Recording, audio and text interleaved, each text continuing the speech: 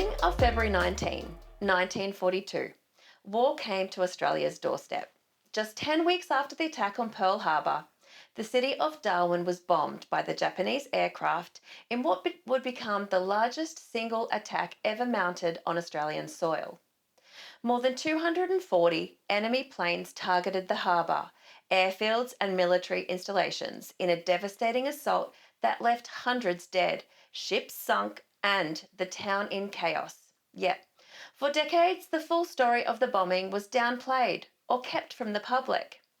Today, we dive into the facts, the damage, the response, and the legacy with my guest, military historian, former RAAF officer, and author Anthony Cooper. Welcome, Anthony. Thank you, Val.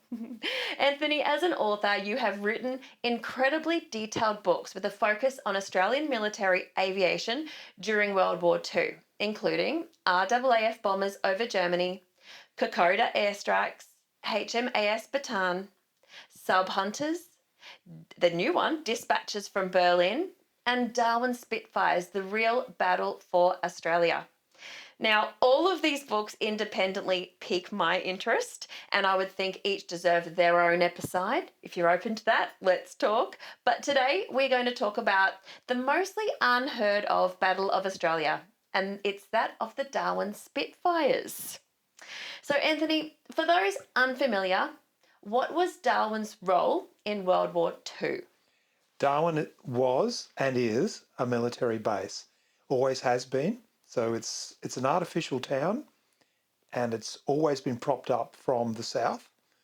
It is, as you say, the doorstep to Australia, and it has always had military significance, and it's always had an integral part in the defence of Australia, particularly for air and naval.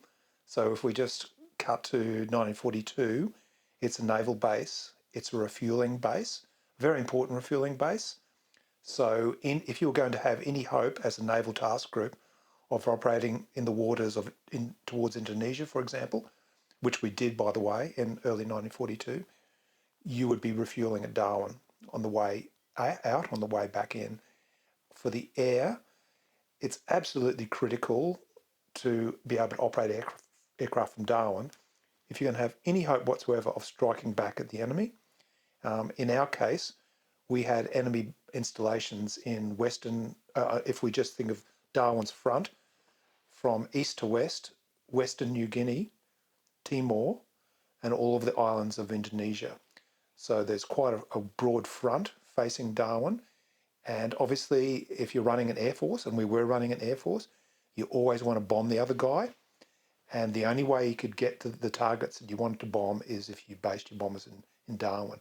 So it's absolutely essential as a military base for the Navy and for the Air Force. And what year was the installation built? So are we talking after World War I or pre? Pre-World War II.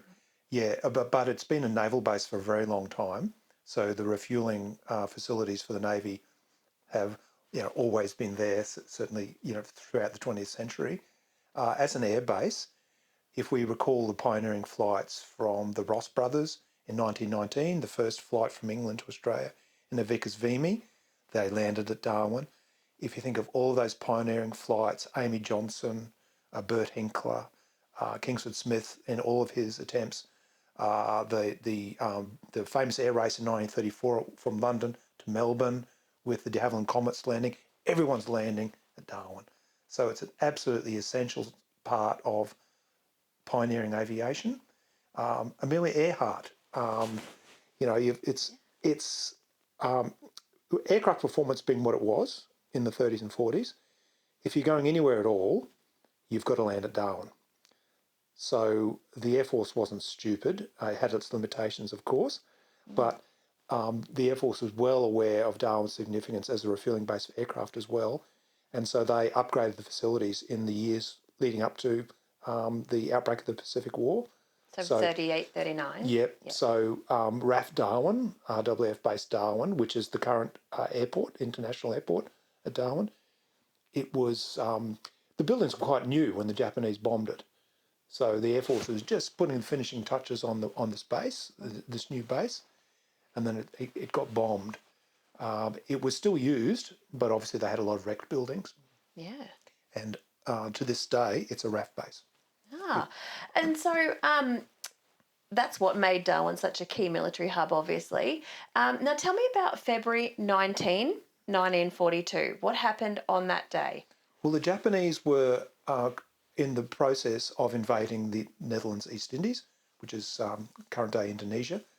And the place that they were particularly invading, they were in the process of launching an amphibious assault upon Timor. Now, when you think about that for a moment, it's like a D-Day situation. I think most people would have some understanding of D-Day, the invasion of Normandy in 1944. It's like that, but on a small scale.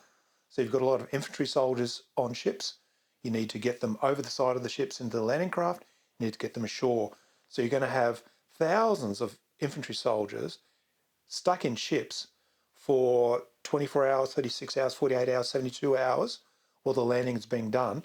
The last thing you want is for those ships to be attacked by enemy warships or bombed by enemy aircraft. By the way, these were Australian boys. This is the Japanese invasion. This is the Japanese invasion. Of Got it. Timor. Because our boys were gone. Yeah, I'm just putting myself in the situation of the Japanese. Yeah. So if you were them, Yeah. the last thing you'd want would be for your infantry to be killed in their hundreds aboard the troop ships. Mm-hmm. So, like any sensible military operators, they realised that it was very important to suppress the Darwin base, to give them the security to put the troops ashore, Of course. without getting bombed. Yes. And so they clobbered Darwin port to suppress our navy, and they clobbered our RAAF Darwin to suppress our air force. By our, I mean us and the Americans. Right. As a joint enterprise. So at that point, we had the American soldiers at Yes. the base in Darwin. Yes, We had what was left of our boys. Did we have a lot of airmen up there at the time? Not many, but I mean, the Air Force, our Air Force, was a small organisation at that time. But yes, Darwin was being used by our Air Force. We had bombers there, not many. As I say, we're a small Air Force. The Americans were using RAAF Darwin as a essential base to move aircraft to Java to try to be involved in the defence of Java, which was happening simultaneously. So there was constant American military traffic through RAAF Darwin, and there was also constant American naval activity as they're coming in to be refuelled. So both the Australian as well as the American navies are operating, and the Australian and the American Air Forces are operating. It's all happening. It's a very, very busy place. Yeah. There's a military emergency happening up in the Netherlands East Indies. The Allies are scrambling, trying to hold against the Japanese attack. And the Japanese assault on Timor was a specific military operation which gave rise to the 19th February raid. And they just happened to have, or they didn't just have, they had planned to have their carrier group involved in the descent upon the Netherlands East Indies. So that's 4 carriers, same carriers that were involved in the attack upon Pearl Harbor. Mm-hmm. Same airmen, same operational staff. And this was completely unexpected for Australia, or was there whispers? The Australian and the Allied intelligence was well aware of the fact that there was a threat. Yeah. They didn't expect, obviously, an attack of that magnitude. But did we lose all of our bombers? Did we lose our ships? No. The attack proved to be mainly an attack upon the shipping in the harbour. Mm-hmm. They did bomb the RAAF Darwin air base as well, but it was primarily attack upon ships. And the Americans had probably 24 ships anchored in the harbour. And unfortunately, Darwin was a very inefficient port. It only had a single, very poorly designed pier. And so movement between ship and shore was very slow. And so all of these ships were at anchor, and the Japanese arrived and they bombed the ships. So the big attack upon Darwin is 80% of it is Japanese aircraft bombing the ships, and most of the ships are American. Yeah. So 235 people are killed. By far, the great majority of them are Americans in the ships.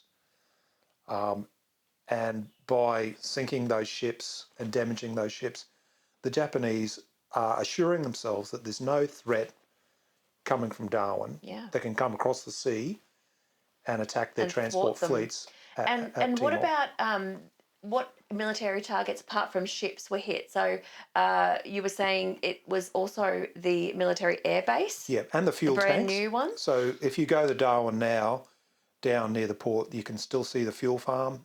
There's a cluster of rather large fuel tanks, similar to what you get out at Eagle Farm here. And those had been there for a very long time, installed by the Navy, our Navy, and obviously they make very good targets. They're above ground. And so there's some really spectacular pictures of them burning. And in fact, it proved to be a popular target throughout the succeeding 2-year campaign of bombing raids against Darwin. The Japanese hit them on other occasions too, and we get similar spectacular scenes of burning fuel tanks. Wow. Even as late as 1943. So when we were first hit in Darwin on that day, what was the government's reaction? Was it handled and given to the public, or was it kept quiet and censored at the time? It was in the newspaper, so you can look it up on Trove. We can, as soon as we finish this, we can both go on Trove and we got to read all the reportage. So there was extensive reportage straight after and for days afterwards. There's no secret. What was secret was the casualties, but like as a school teacher, we used to have excerpts even in the textbooks from what the newspapers were saying, and there was no hiding the fact that it was a very severe raid, even if the government had massaged the death toll figures downwards for public consumption. Yeah. So an intelligent reader would have gone, that's a really severe raid. They've really hit Darwin hard, and they've used a great deal of force to do so. It's a lot of aeroplanes coming across. It's a lot of aeroplanes. It's a big raid, and you wouldn't call it panic, but there was certainly alarmist front pages in newspapers. People would certainly have been concerned. You would have needed to have been in a bubble somehow not to have been aware of the raid. Yeah, and then air bunkers were built across the country as well. Yeah, Air raid bunkers. The air raid bunkers in people's backyards and in schools and public buildings and so on and so forth. Yeah. That's just a standard precaution that was conducted everywhere where communities were even remotely vulnerable to bombing. Yeah. So it's just a standard response. And was that the only attack on Darwin? Touch upon the next 2 years for me. No, that's only the first raid. So for the next 2 years, there was a big air raid with the bombers coming from Ambon, typically, and the escorting fighters coming from Timor, always. That's always where the fighters came from. And one big raid at least every month during the operating season, because you can't really fly bomber formations until the weather clears up, so you've got to wait for the monsoon to finish, and that's typically February, March. So the raids will start as soon as the weather clears, February, March each year, and then the raids have to stop when the monsoon comes, which is sort of September-ish. That also means we can't fly also? Yeah, it means we're also limited, but Yeah. it's just a little interesting technicality. They flew high, we flew low. So when we struck back at them, we could fly underneath the weather because our tactic was to fly really low. So what did we have in the way of aircraft? Initially, we had Lockheed Hudson bombers, which is not a terribly impressive machine. But by the end even before the end of 1942, we had Bristol Beaufighters. Tell me about these, because in my head I'm going Memphis Belle B-52s, or I'm going F-111. So tell me about these planes. Yeah, well, a Lockheed Hudson is just a glorified airliner of the time, so it's a twin-engine aircraft. They've got one flying at Temora down in New South Wales, the only flying one in the world. It's just a bog-standard World War II light to medium bomber. And how many airmen? It's got a crew of 4. Right. And it's got enough range to fly from Darwin to Timor, bomb something and come home. So 1 or 2 bombs? It would have typically 4 250-pounders. Yep. 4 or 6 250-pounders. And how many of those did we have? We had 2 squadrons of them up at the Darwin Air Bases throughout 1942, but total number of aircraft, it would be frequently down to as low as 12, Wow. but sometimes it would be up to 20 or so. And where did they come from? Did they come from Europe? Did they come from Britain? No, we had re-equipped our Air Force with Hudsons from 1940 onwards. So the Australian government had wisely bought quite a good American aircraft compared with some of the other choices. So it was a good aircraft. Surprising that the Japanese didn't bomb those on their way across. Well, we got them. They came to Australia across the Pacific, you know, and on ships, and so they couldn't do anything about that.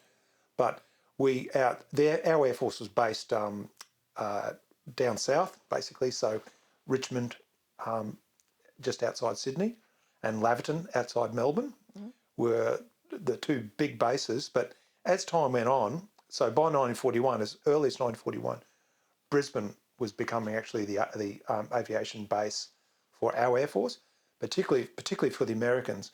So Archerfield ends up becoming really quite a big base. Amberley was only being built, so it's a place full of temporary buildings, dirt runways. It's not much of a place in this period, but it's nonetheless used initially by us as a training base, and then we give it to the Americans, and then they use it as a major logistical and technical centre for all of their Air Force units which are arriving in Queensland, but also Eagle Farm. The Americans used that. It was just an embryonic civil airport was what it was when they found it, but they quickly turned it into quite a large aeronautical centre. And that was 1941. This is not 1942. The Americans are doing it in 1942, but the Australian Air Force is already configuring these bases for use in 1941. So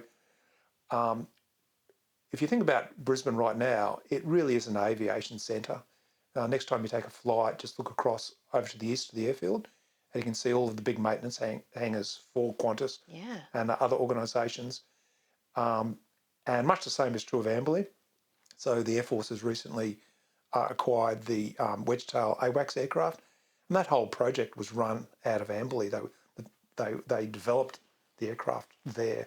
Boeing has now a major hangar there where they do all kinds of technical stuff to do with the Wedgetails. So World War II, particularly 1942, is the time when Brisbane flips to being the aviation hub of military aviation in Australia.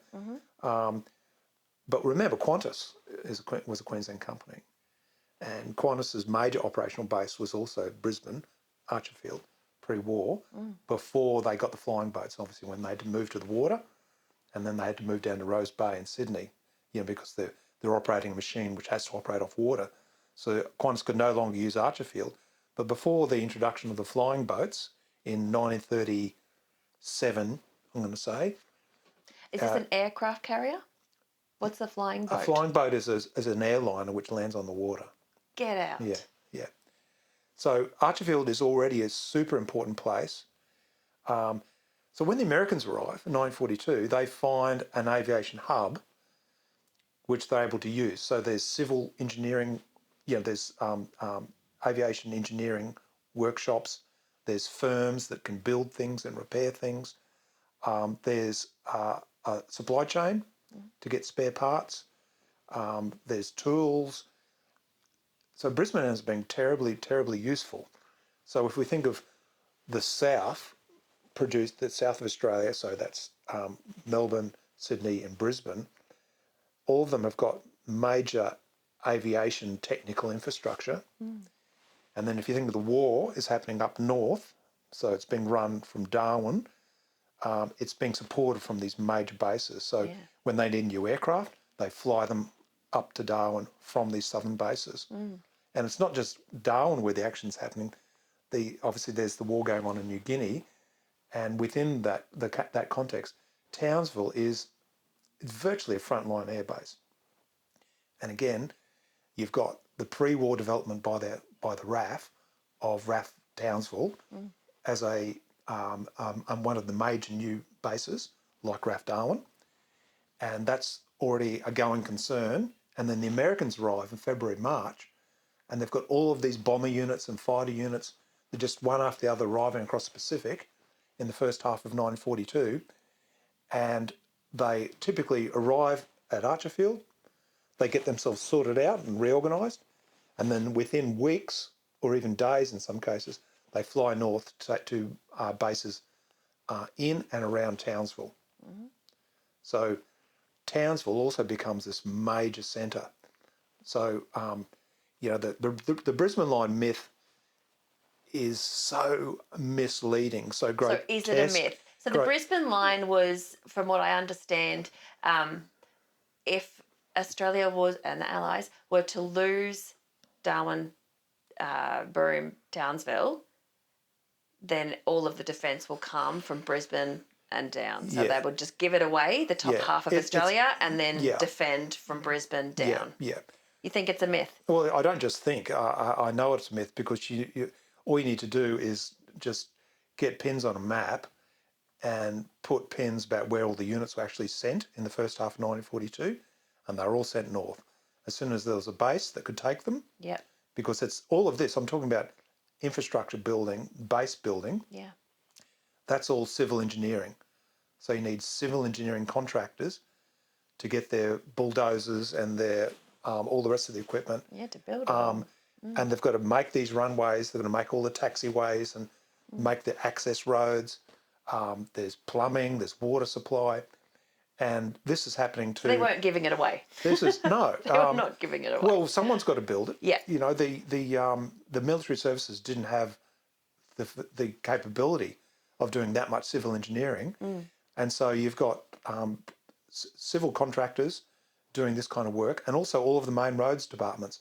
So Darwin is a good example, where you've got this, I'm going to call it an orgy of airfield building, which is going on from before Pearl Harbor and throughout pretty well all of 1942. Airfield after airfield after airfield being built up there. And the airfields are being built by civil contractors, by, yes, some military engineering units from both the Australian services as well as from the American services, but also teams from main roads departments from the States. So there'll be, it could be the South Australian Main Roads Department does this bit, and the Queensland Main Roads Department does this other bit. So we came together. Well, it's a, that's why you have governments, I guess. Yeah. Governments can organise stuff. Yeah. That's precisely why you have governments. Yeah. They're capable of organising big things. Well, it's for the greater good at this time. Yeah. And so ultimately we're successful on all fronts. Now go back to the planes. So the defence, and what did we do after that bombing? Well, what did we do? As I said, we've had this orgy of base construction, and as soon as bases are ready for human habitation, as well as habitation by aircraft, they fly in a unit to occupy the base. And so from the beginning of 1942 through to the end of 42, there's just, over time, the number of flying units in Darwin increases. And they come to include a range of bombers. So even the Americans send bomber units to the Darwin front so that they can add their effort to the Australian efforts. Was it a battle in the air, or was it all about bombing targets? It's bombing targets in the middle, in the Netherlands East Indies, current day Indonesia, and as far afield as Ambon. So they're quite long raids. The Americans have got big aircraft, bigger than we have.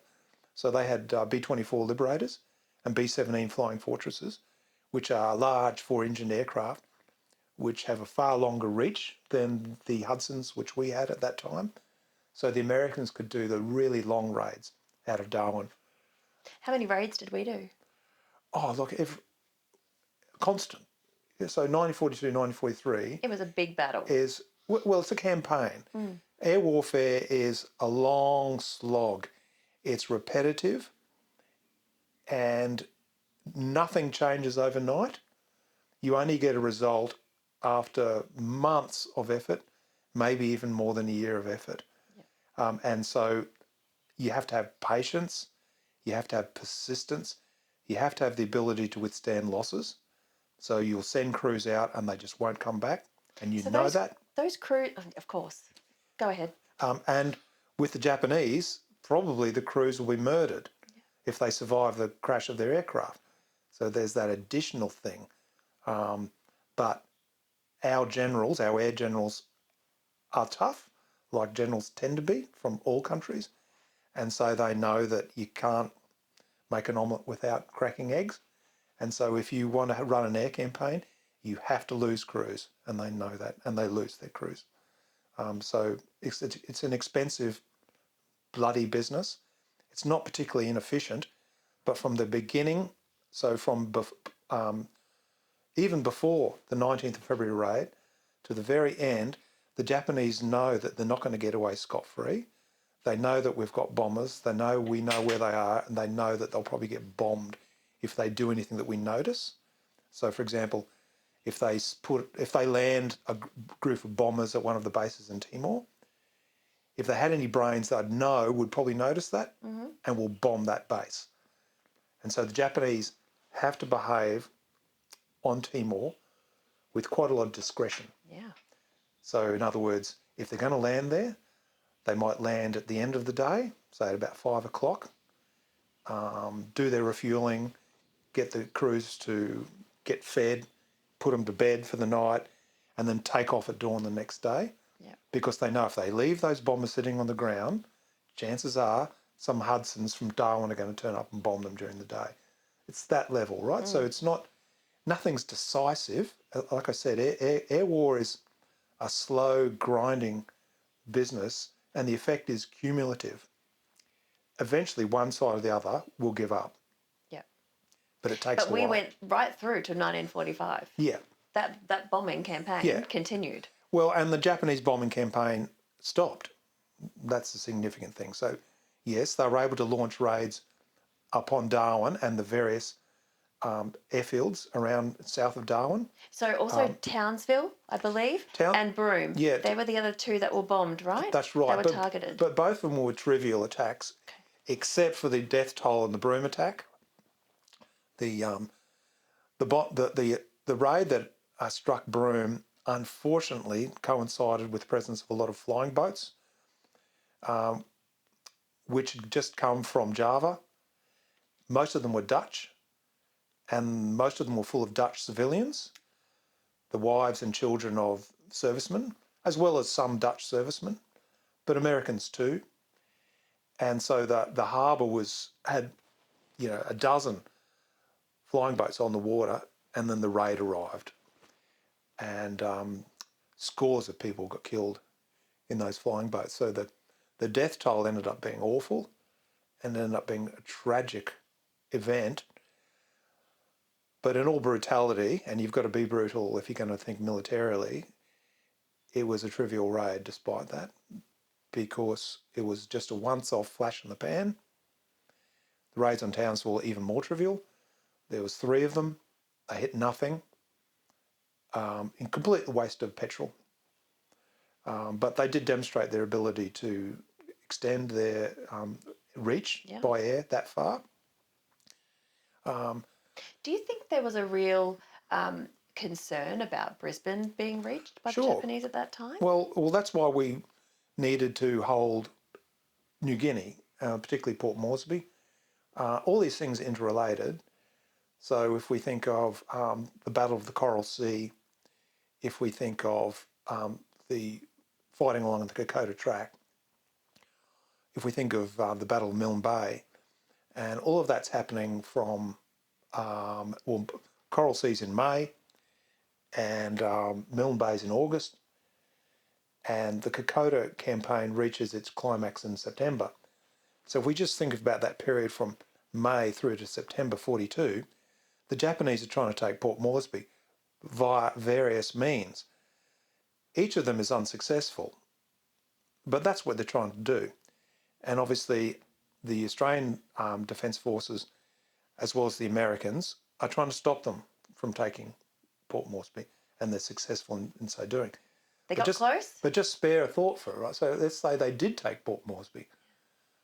They could launch big bombing raids, like the ones they launched against Darwin on Townsville, and they could launch nuisance bombing raids like the ones that they launched against Townsville in July, those 3 nuisance raids that I mentioned against Brisbane. So Brisbane would be bombed, but completely ineffectually and trivially if Port Moresby was taken. But Townsville would be bombed seriously. Yeah. But they didn't. Did they get close? No. The Japanese, they had one shot in them, that is to say, one decent shot, and that was initial onrush. They're a bit like the Germans. The Germans were very good at that initial onrush, the first blitzkrieg, but after that, they were pretty hopeless, frankly. They deserved to lose their war because of their incompetence at the strategic level. Japanese are the same. They had this good blitzkrieg in them, and sure, that was scary, and they were able to push us back a long way, take a bunch of territory off us, make us look really ordinary. Our entire 8th Division goes into the POW camps, and it's a disaster. But as soon as they'd completed their, what I'm going to call a blitzkrieg, for the sake of simplicity, they got nothing left. Yeah. And so by the middle of 1942, they're just hung out to dry, waiting for what we're going to do back to them. And we do it back to them. And so from the time the Americans land in Guadalcanal in August 1942, and of course Midway's happened in June, by the time the Americans sink those 4 carriers in June 1942, it's over for the Japanese. So it's like a bright flaming star, but then it goes out. It's hard then to win the war. You've still got to kill, and again, all brutality, being Japanese, you've got to kill every last one. Yeah. Every island that they're on, you've got to go onto that island and kill every last one to win the war, you know?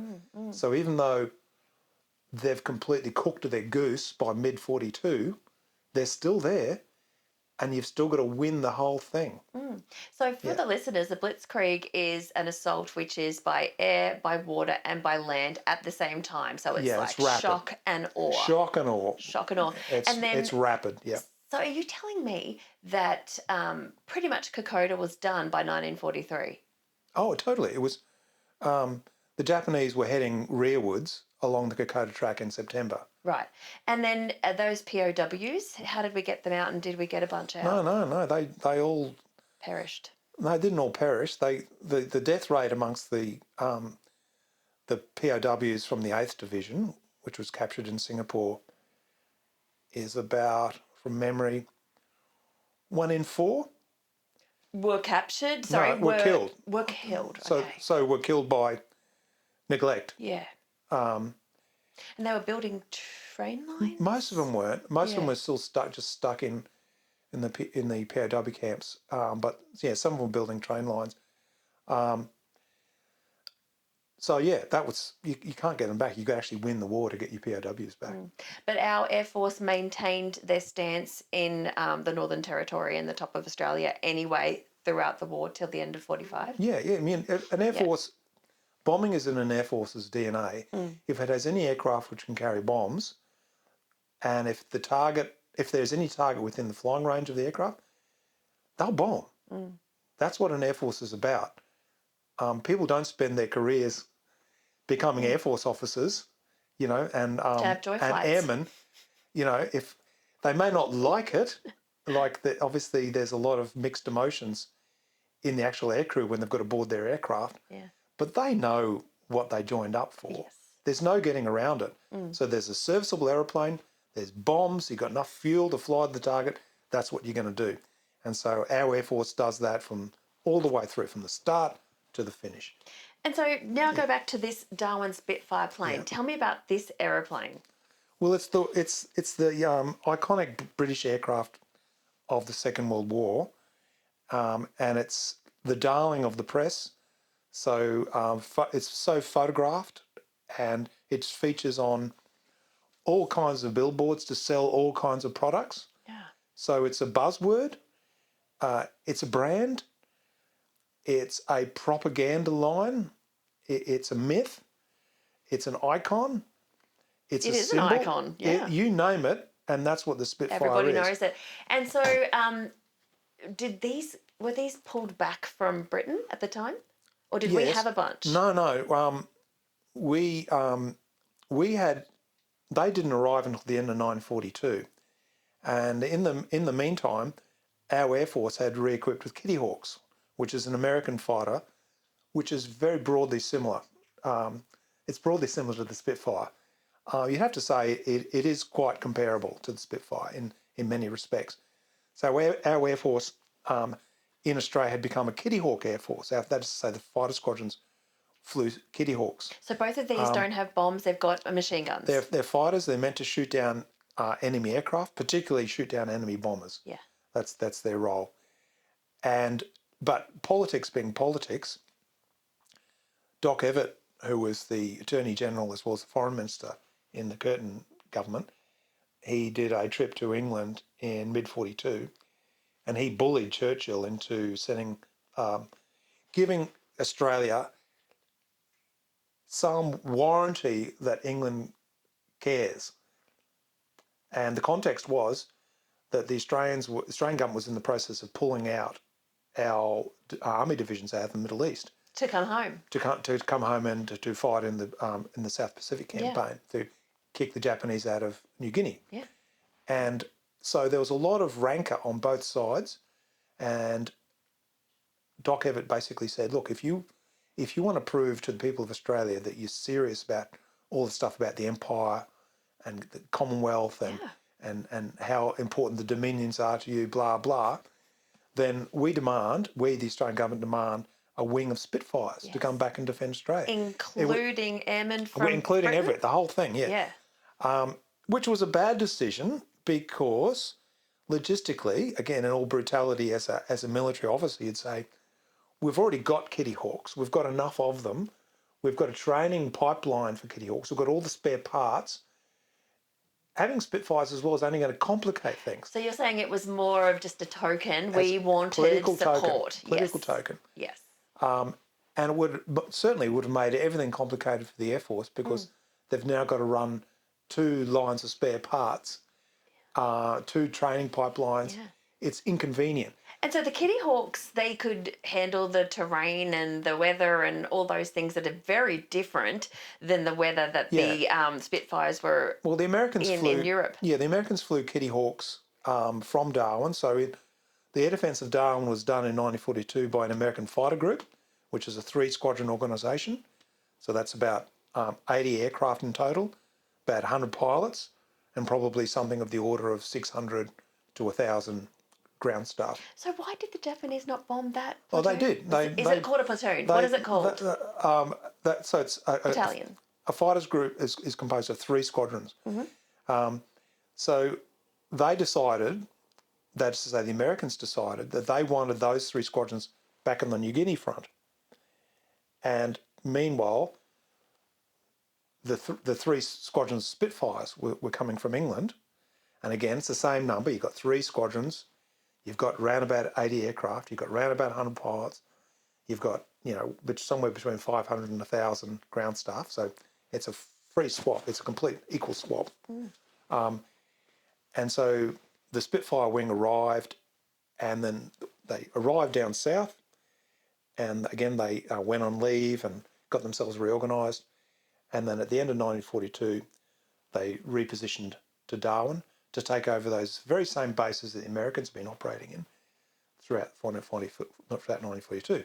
So the Americans had reasonably successfully defended Darwin against the 1942 season of raids using Kittyhawks. Yes. So they'd proven that the aircraft was good enough to do that job. Yeah. And arguably, and I do argue, the Americans actually did it better than the Spitfire wing because they used better tactics. I sort of don't want to go into that now, but it's a complicated air warfare thing. So was that MacArthur? MacArthur was the Supreme Commander. He was right at the top, right on the top of Mount Olympus. So all these details are sort of officers way below him. Yeah. Many, many command echelons below MacArthur. So the Brits had a different idea of how to do this job. So the Spitfire wing was composed of 2 Australian squadrons, both of whom had served in England. That is to say, flown operations against the Luftwaffe in 1941-42 across the English Channel into occupied France. As part of the White Cliffs of Dover. Yeah, pretty well. Straight across. In the opposite direction. So trying to do to the Germans what the Germans had done to Britain during the Battle of Britain. Yeah. So they'd become the attacker now. And so those two Australian squadrons, plus a garden variety British squadron. So 3 squadrons, 2 of them were Australian, 1 of them was British. That's the Spitfire wing. They're the people who arrived in Australia at the end of 1942. And they're the people who get sent to Darwin at the end of 1942 to take over those American airfields. And they're the ones who conduct the air defence of Darwin in 1943. Yeah. And how well did they do? Well, by the end of the campaign, the Japanese gave up. So I So proved they pulled out. They went back, and where did they put their focus then? New Guinea was an escalating catastrophe by then for the Japanese. Yeah. And so they needed New Guinea a lot more than they needed anything that they were doing in Timor. Like, they were never going to invade Darwin, whereas they were invading New Guinea. So the feel was, for Australians at the time, was it that they were fearing that Japan would want Yes. to invade? Yeah, there were several invasion scares throughout 1942. Yeah. So it was something like, obviously the intelligence services in Australia, which were joint. So there was Australian intelligence agencies, American intelligence agencies, and even some British intelligence agencies, all working in a combined way, trying to read the tea leaves of intelligence data to try to What is their end goal? You're trying to deduce where is the enemy? What's he got there? Yeah. What's the pattern in it? What's he about to do? Yeah. And so you're constantly trying to assess the enemy's capability and as well as his intentions. And so several times in 1942 they got it wrong, and there was an invasion scare where they really thought the Japanese were going to come across the Timor Sea and invade Darwin, which seems fanciful in retrospect, but 1942 wasn't a great year for the Allies, even though, as I say, we won signal victories against the Japanese at Midway, Milne Bay, and at Guadalcanal. So with very much the war flips to our side for sure, decisively in 42, but still it's a pretty bleak year. Yeah. Despite that fact. So what year was Hiroshima? 45. That was 45. So when they left for the next 3 years, where did they put their focus, the Japanese? Oh, they just had to scramble to try to hold. I said they made this blitzkrieg push, this rapid rush, where they took all of these places which we had formerly owned, us and the Americans, of course, and the Dutch and the British. So, it's the Japanese assault, which was undertaken from December 1941 through to about April. Like the last American troops surrender for the Philippines in April 1942. So that pretty well bookends their attacks. Yeah. And at the end of those attacks, they're holding this island chain dangling out in the middle of the Pacific. Yes. And they're holding bits of the Solomon Islands, including a bit of Guadalcanal. And they're holding a bit of the island of New Guinea. And, of course, all of the Dutch East Indies. Yeah. And so you think of it as a big arc, and you've got military outposts committed to defending all of those places. And so from the American operation against Guadalcanal in August 1942 onwards, the Japanese are just scrambling to try to hold on to what they've got. So one would wonder, or I would wonder, what was the motivation for America to drop nuclear bombs on Nagasaki and Hiroshima, but not over in Europe? And why 3 years after Pearl Harbor? Well, what were the Japanese doing to the Americans at the time? There's some really good reasons. Firstly, why it's Japan, because they had actually got Germany to surrender in May, so several months before. But would the Americans have used the atomic bomb upon Hitler's Germany had that war progressed into 1946? So you wonder if they would have? Well, probably would. Yeah. I guess they would, yeah. But that's why it's Japan and not Germany. Why 3 years after? Because it takes that long to perfect the technology. So this was building the bomb. Yep, just to So make they were always going to do it. getting a bomb that actually it's worked. retribution. It's all a last minute thing. The bomb project has gone for certainly 3 years, and they explode their first bomb as a test bomb in Nevada or somewhere. Yeah, one of I those saw a film about it. southwestern Yeah. states. Very shortly before they drop the next one on Hiroshima. Yeah. So the timeline is really short. Everything's just in time. And basically, the technicians are gone, we've built the bomb, and then the general's going, great, we'll use it. It's all just in time. And so that's why it's 3 years after, because that's the earliest they could possibly make a weapon available. And why did they drop it? Well, I think just remember that, well, like my father was a sailor in the Australian Navy, and he was actually in the Navy at that time, and he didn't experience kamikaze attacks. But there's lots of Australian sailors, but particularly American sailors who did. So just remember, on a daily basis, in the ships of our fleet, men are being killed by blazing petrol from aircraft which have, have you seen that splash of petrol, burning petrol, that comes from a crashing aircraft on a solid target like a ship? Yeah. Um, So a kamikaze is is it a Japanese word though? It is. Yeah. So the Japanese word that east means wind. Yeah. East wind. A favourable wind. A wind where the gods are with you. Oh, really? Is the implication. Yeah. And it's the aeroplane, the pilot making the choice to use his own aeroplane as the weapon. Yeah. So he'll essentially suicide. But personally speaking, like, I really do object to having our sailors burnt to death, on a weekly basis on the decks of their ships through these kamikaze attacks. Yeah. And I'd be pretty keen to stop that. Also, you've got airmen still being shot down, and typically, like my book, Kokoda Airstrikes, there's lots of airmen in the course of that book. I only covered part of 1942, or most of 1942 really. But every single airman in that book who survives being shot down and lands in Japanese territory gets murdered. There's not one airman in my book who survives getting captured after being shot down. There was no grace. So I kind of object to that as well. And I know it's not my area, but the naval airmen that are operating over Japan in naval aircraft, every time a bomber goes down, there's 2 or 3 guys, if they survive, who are there ready, who are the latest victims, of Japanese. Why did they bring it to an end? I kind of understand why they did. Yeah. Just end it. Yeah, just end it.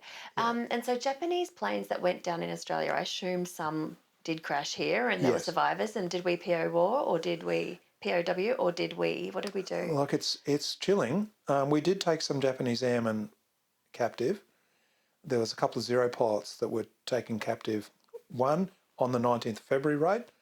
He crash landed his aircraft on, I think it was Melville Island, just one of the Tiwi Islands off to the north of Darwin. And he gets captured by an Aboriginal guy, amusingly enough. And like, it's a real sort of down home, like, it's not a very dramatic story. He just tamely let himself get captured. Yeah. And there's another Zero pilot who gets captured. He bails out in New Guinea and he gets captured. There's a crew of a flying boat that come down in the waters north of Darwin and they allow themselves to get captured. There's probably another example which I'm forgetting, but I'm just going to say they're the only 3 examples where the crews of Japanese aircraft allow themselves to be captured. The Japanese fighter pilots, they don't take parachutes, so they're flying a single-engine aircraft. That's going to force them to kamikaze, isn't it? They don't kamikaze, but they're not going to take a parachute because they say, Honour? that the weight of the parachute would be better spent with petrol, because that would give you an extra 10 minutes or whatever in the air so that you can kill the Emperor's enemies. Flying time. And so basically the code of honour in the fighter units was, if you go down, you just make sure you die with your aircraft. Just die in your aircraft. As far as bombers are concerned, like Japanese bombers have got a crew of, depending on the type, 8 men, 8, 9 men. And obviously there's command structure within the crew. You've got a commander who's in the commander of all the other lower rankers within the crew. The code of honour in bomber units is to just stay in your seats. And you've probably seen some movies where the aircrew are trying to get out. Yeah. And there's obviously a dramatic scene. Yes. I'm thinking of the Battle of Britain, Yes. where there's quite a dramatic scene where a Heinkel is going down, burning. And they've done quite a good job filming the frantic efforts of the guys in the back to jettison the escape hatch and jump out and use their parachutes. And that's like a stock feature of, I think, of World War II air films. But in the case of the Japanese, you've got a commander there, and it's sit tight, boys. Yeah. Let's ride it in. Yeah. And the aircraft just spins down into the sea or whatever. So, no POWs from the Darwin campaign. Wow. Yes. No self-preservation whatsoever. Yes. Yeah. And that's chilling, isn't it? Yeah. Incredible. Yeah. Incredible. Whereas our guys would every time try to jump out. Yeah. Because there's a chance they might survive. That's right. They know they might be beheaded. Yeah. But they'll still jump out. They'll still swim for shore. They'll keep trying. Yeah. But this is the enemy. Yep. Okay, so this is my opinion and the opinion of some of the people I've been surveying recently. In Darwin Spitfires, you mentioned that the threat of Australia was more serious than many realise, but why do you think this period of our national story has been overlooked, and why do you think that Kokoda seems to be a bigger narrative within the Australian psyche of our history, our war history, Europe and Kokoda? Well, the second one, why Kokoda, I think the army within Australian culture has hijacked the kind of mythological aspects of Australian military history.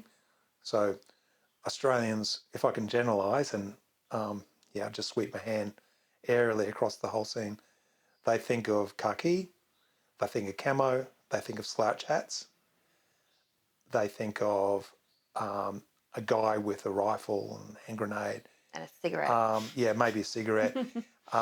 Some first person shooter hero who goes and single-handedly takes down all these machine gun nests, etc. I think that's the way the story is told, and people have loved it. People have just swallowed it. They've just lapped it up. It fits somehow. Whereas my story, again, as an ex-Air Force guy and as a current pilot, like, obviously I think that there's a lot more to it than that. My father was a sailor, so in the Australian Navy. So I think that I don't like to use the word warrior, because within American culture these days, that's been kind of, I think it's gone into an unpleasant direction, where there's like a veneration, an uncritical veneration of serving people, which I find very un-Australian. So I'm really happy with soldier, sailor and airman as designations, because it implies that they're just a normal person and they've joined the service, and for the duration of the war, they're operating in that role. And so as far as the sailors are concerned, they're operators of large machinery, like ships and the systems of ships. As far as airmen are concerned, they're military personnel who operate aircraft in most cases, as well as ground vehicles and a range of other things. I find that there's something very heroic about that. I mean, the heroism in my book is very downplayed, as it was for the men at the time. Like, the Air Force of the time was a very matter-of-fact organisation. They were very droll, and they didn't play up the blood and the guts or the losses. You know, there was something that was. Well, that'll be why. That I think yeah. that's the sentence there. Yeah. Was Kokoda played up? Well, I don't know. I don't think it was at the time. It's something that happened after Paul Keating made that speech in 1990, whatever it was. The whole Kokoda mythology has really arisen after that. Right. So I read my first book about Kokoda in the 1980s, written by a guy called, I think it was Raymond Paul. And it was about the only book, other than the volume of the official history, that was about Kokoda.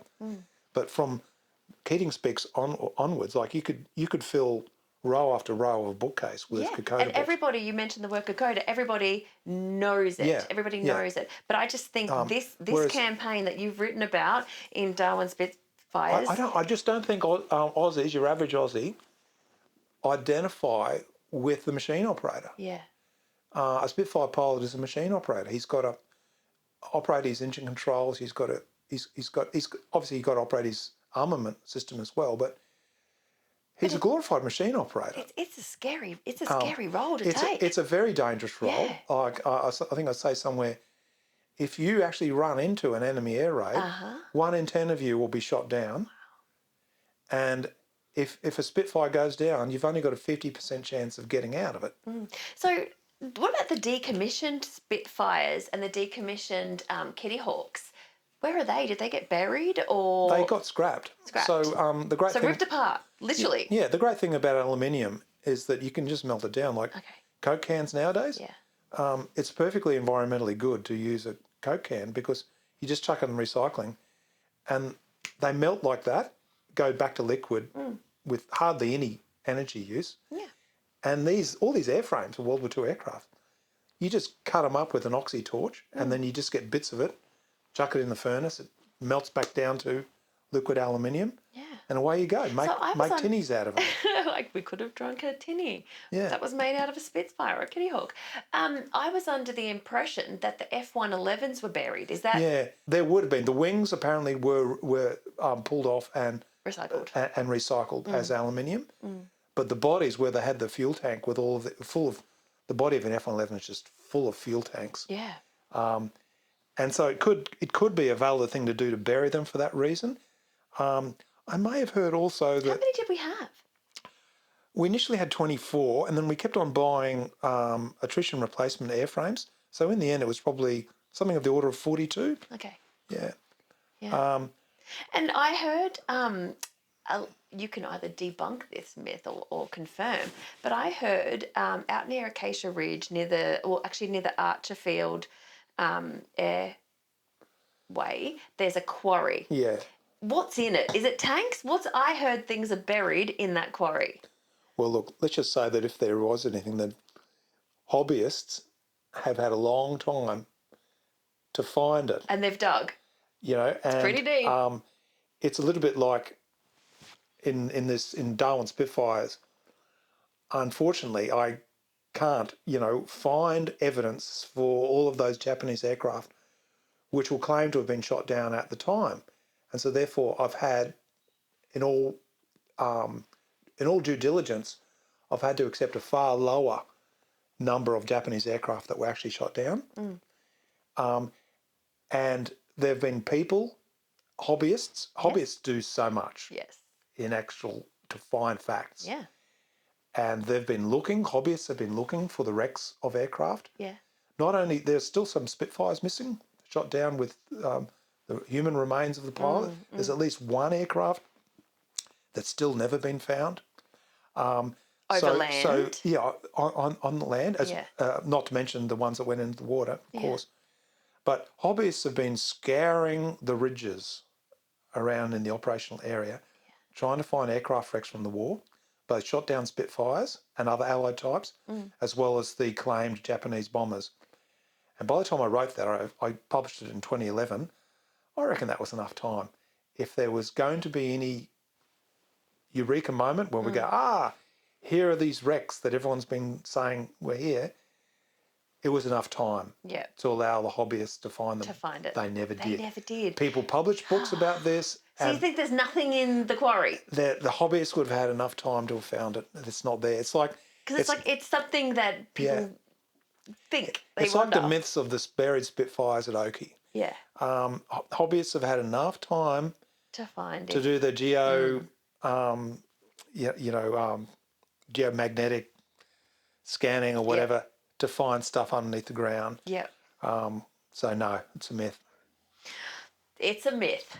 Well, you heard it here first. Yeah. Okay, so the physical remnants that are still up in Darwin now, I know we've got the military museum. I know we've got, what's the big concrete bunker is it Nightcliff that's there that they would have shot out to sea from? Is it Nightcliff? Oh, you're thinking of the artillery batteries? Yes. Yeah. We used to go there as teenagers. Yeah, yeah. So that's the old naval. That was it's the army actually. They were army guns, but it's a scheme of naval defence which was very much in the first half of the 20th century. Right. It's also true of Moreton Bay and the approaches to Brisbane. There's similar bunkers. Oh, we've got them here too. On the Bribey as well as Moreton. Okay. Other places. Mm-hmm. So you could visit them tomorrow. Yeah. And so one of the schemes of harbour defence of the time was to have really big guns, like 7-inch guns, 6-inch guns, 8-inch guns, 9-inch guns, that sort of thing, and all of the fire control apparatus. And so if any enemy warships attempt to break into your port, you basically shoot them and sink them before they can make it in. So those bunkers there at Darwin, they're still the there. Guns. They exist. There's very little because the Air Force doesn't leave much trace of itself. No. Certainly the wartime Air Force, because they're living on just bulldozed roads, tracks in the bush. They're living in tents. Things are perishable. So why is that? Well, they're not building in concrete. There's virtually no reinforced concrete. There would be some floors, like they might have an operations block. Yeah. Where they've got all the telephones and radios and everything like that, and they might have a concrete floor for there. Yeah. And if you go to these places now, you'll be able to find such locations. Yeah. Or the footing for a water tank is still there. There will still be some concrete, but most of it, you just remove it. You reuse it for something else. Installations. Yeah. Yeah. But what is available, there are some at Strauss. That's about probably half an hour at most south of Darwin along the highway. Yeah, let's do it. There's quite a good little memorial on the old runway, because the old runway, the way they built those fighter strips during the war was they simply widened the road about 200 metres and just enough length for a fighter aircraft like a Kittyhawk or a Spitfire to take off on. And at Strauss, it's still there. So next time you're up there, you just look out for, they've got these two-dimensional silhouettes of Spitfires and Kittyhawks. Wow. Just pull over, read the blurb, and you can even drive around the taxi tracks in behind. So that is a national treasure, that site. Like I visited there after I'd written the book, and I thought, oh, gee, this is so moving. It's like a place of ghosts. Something else. That was where number 452 squadron, one of my squadrons, was based at Strauss. But most of the other bases are on private land, but Hughes, the bomber base, which is on the other side of the highway, just a little bit further south, it's still there. You can see it on Google Earth. Wow. I'll be checking that out. Kumali Creek, where the Beaufighters were. I actually met the owner. He was kind enough to let me and my mate onto the airfield and we could drive around. There's also one of the bomber bases where the Dutch Mitchell squadron was, McDonald, I think it's called. I've driven around on that. You can just find it, come off the road.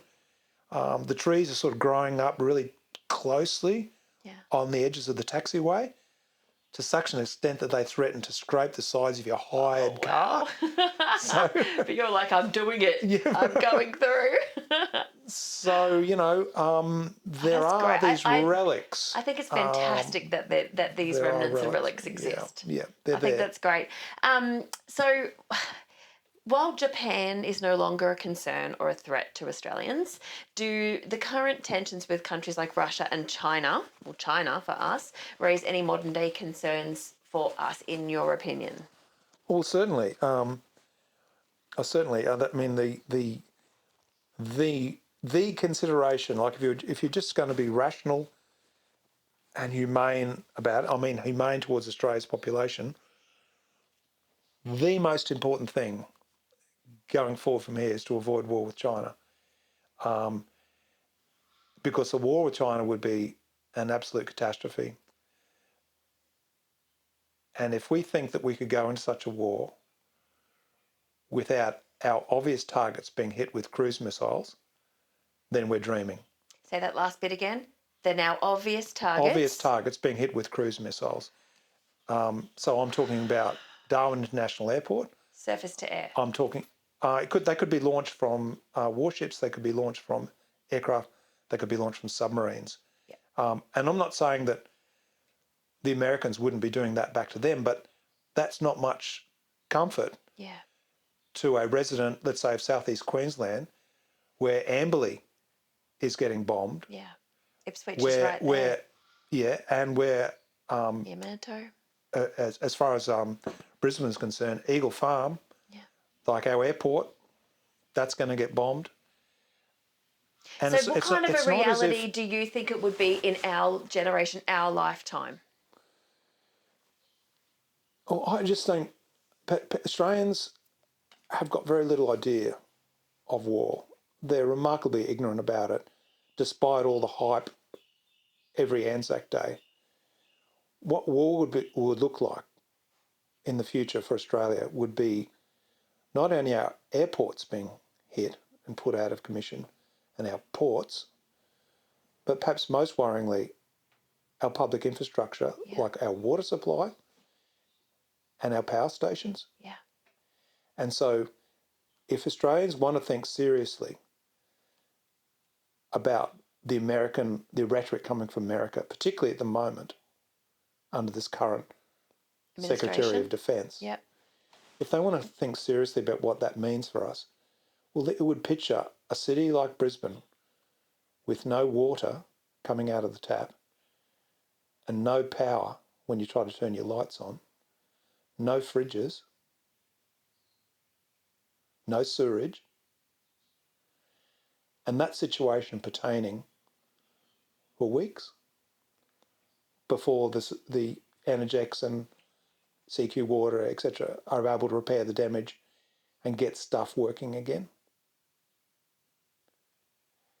The Russians have tried to do this to the Ukrainians, obviously, over the last few years. But the thing about Ukraine, as well as Russia, as well as China, is that they're very populous countries and there's quite a lot of redundancy in their power and water networks. So they can cobble together a resumption of supply by hook or by crook. Obviously, not like that. Obviously, the Ukrainian version of Energex workers all deserve VCs, the Ukrainian equivalent of VCs, 100%. For the work they've done over the last several years, keeping the wherewithal for ongoing civilised life, despite Russia's attempt to destroy their national existence. Yeah. But if Australians think that it's going to be any different for us in any prospective war with China, then they're dreaming. What do you think that the Chinese end game would be if a war was to break out between Australia and China? What would they be wanting? Well, it would be all about Taiwan, and so they'd be wanting to probably to have worldwide acquiescence in their annexation of Taiwan. I don't suppose they'd be stupid enough to invade, but they might easily engineer a coup d'etat or something like that, as well as a blockade, and then attempt to defeat or engage the American attempt to interdict their blockade. Yeah. So there'd be large-scale naval warfare over the Western Pacific.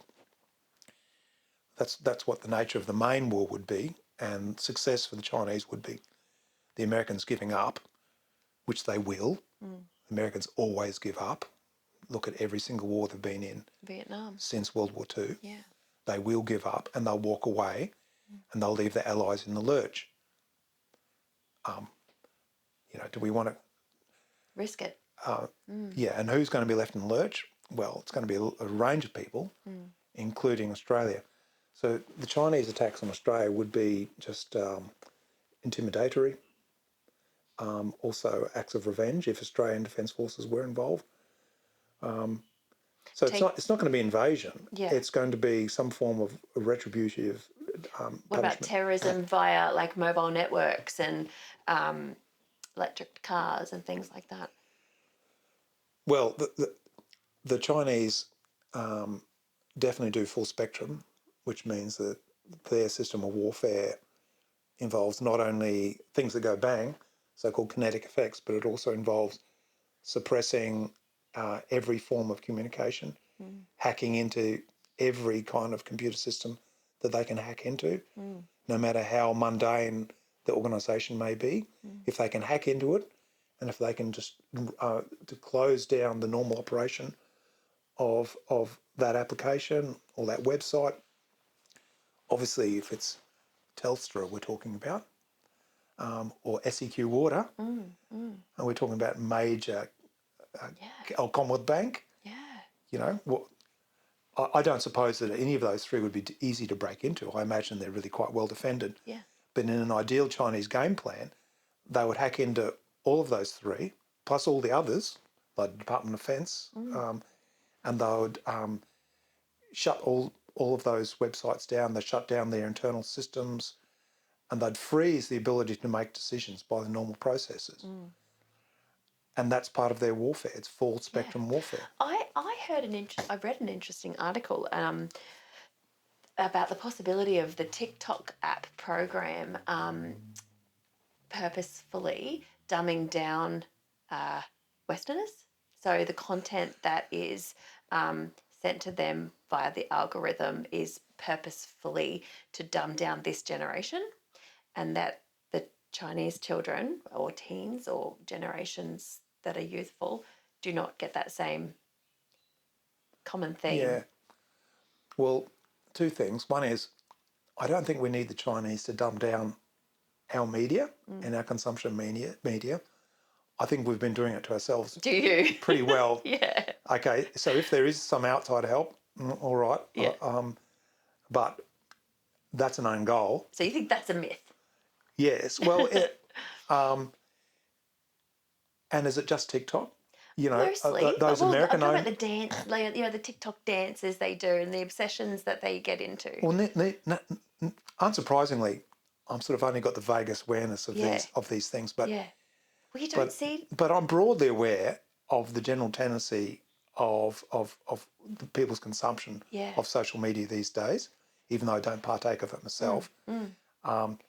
But I just don't think it's reasonable to shit it all home to the Chinese, considering how many of these organisations that produce this technology come from America. Yeah. Well, the TikTok is Chinese. Yes, but that's not all Chinese. No. Because there was a moment there where Trump, I believe it was Trump, canned TikTok in America, and everyone had a meltdown. And then it was back 24 hours later. Yeah.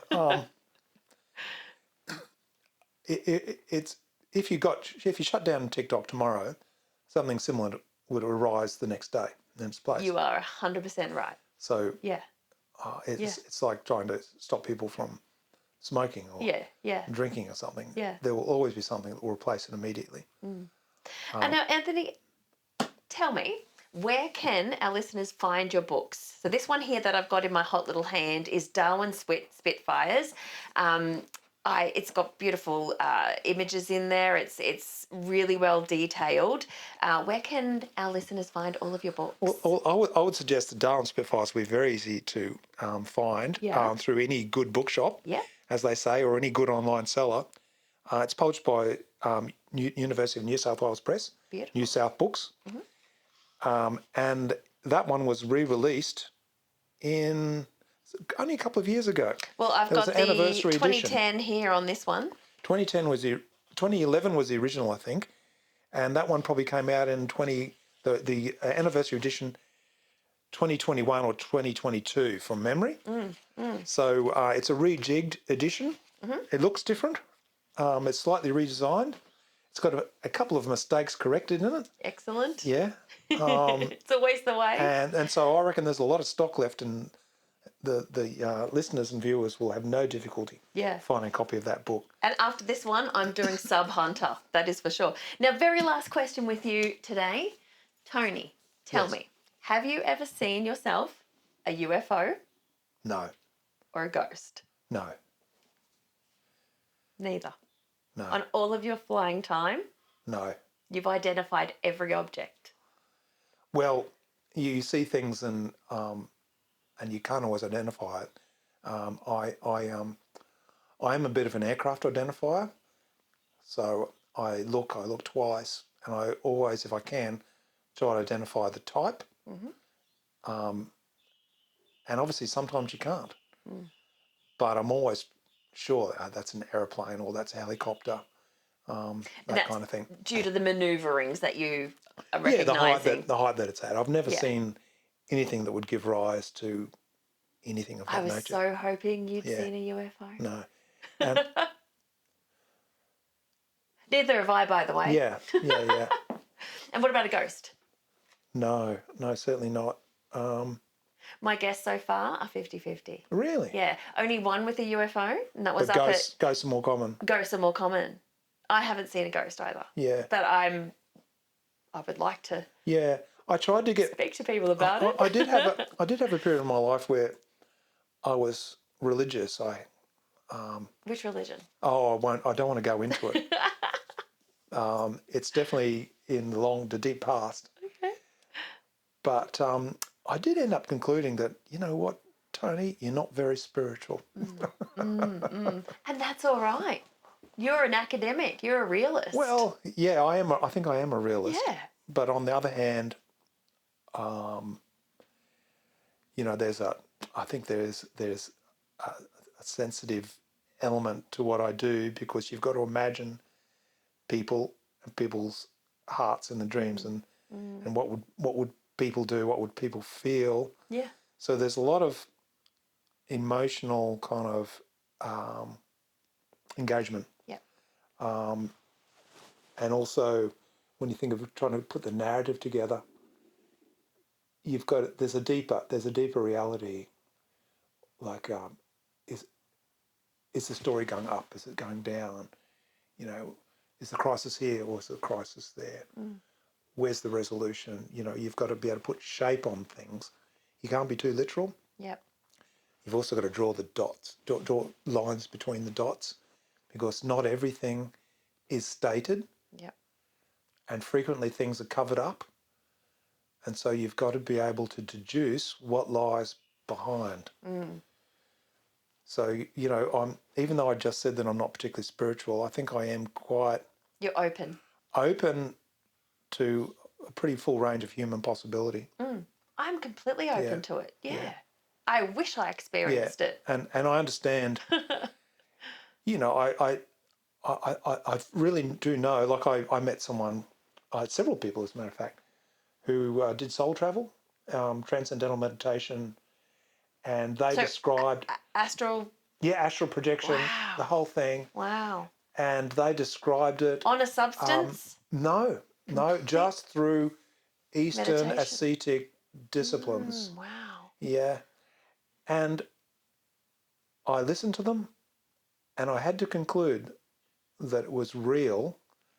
Because they're not an idiot. Whether they literally went to those universes or literally, say, met the Buddha or whatever, that's not the question. The question is that I recognised from an early stage, meeting these people was key to it, that all that extreme range of what humans report in terms of spiritual experiences, it's real.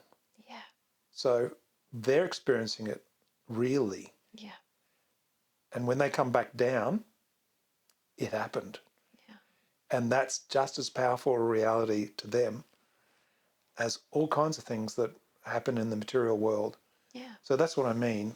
And you're right. I met two psychologists, two separate psychologists. Both of them, one of them is psychic and she sees ghosts, she hears them. She's got several of the different ways that she can see and hear ghosts. And then the other one sees and hears them too. She's not a psychic, but she sees and hears them. And these, again, they're not crazy people. These are very serious people, and they have their claim. So I've got to put some kind of faith in it, and only wish that I could. Well, Apparently, we all can. You don't have to put faith in it. You merely accept that those people had an experience. Yes. And that's the way they reported it. Yeah. And it's not up to us to say that it was any different. Yeah, well, that's not true. That's exactly right. Who are we to know that? Yeah. On what basis are we suddenly the judge? Yes. Because of our opinion. To pronounce upon that. Yeah. And as you say, if the person has credibility, has demonstrated credibility, then you just have to go, well, I just shrug my shoulders and go, wow, that's pretty amazing. More. That's what you experience. Okay, that's what you experience. Love it. Well, thank you so much, Tony. I had so much fun. I learned a heap about our Australian war effort, particularly up in Darwin and the top of Australia. I really appreciate you coming on today, and hopefully you'll come on and talk to me about a sub-hunter. Yeah, I'd be delighted. It's a pity we didn't get to talk more about Darwin Spitfires. Oh, well, listen, Darwin Spitfires, you heard it here first. It's available at all good bookstores.